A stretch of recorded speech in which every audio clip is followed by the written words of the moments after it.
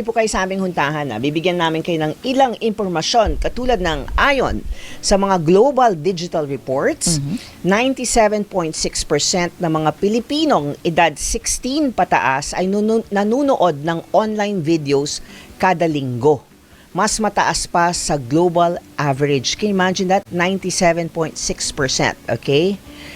Ikalawa rin ang Pilipinas sa buong mundo sa paggamit ng online videos bilang paraan ng pagkatuto.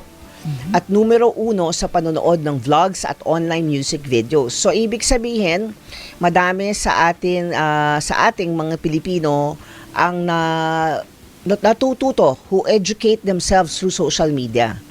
So dapat talaga yung mga gumagawa ay responsable at saka tama ang gawa, Yes, 'di ba? oo. Oo. So yan.